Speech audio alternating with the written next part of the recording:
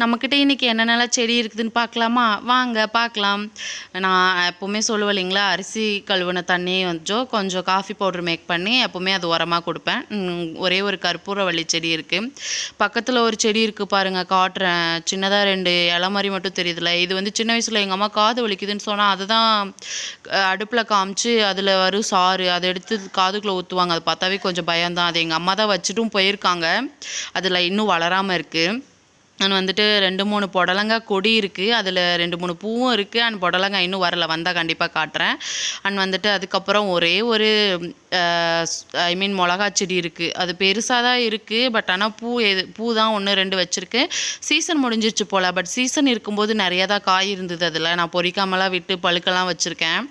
And வந்துட்டு ஒரே ஒரு சாமந்தி செடி இருக்குது. அதுதான் சாமந்தி செடி தான். பட் ஆனால் அதோட டேபிள் ரோஸ் இருக்குது. அண்ட் ஒரே ஒரு ரோஸ் செடி இருக்குது. அவ்வளோதான்.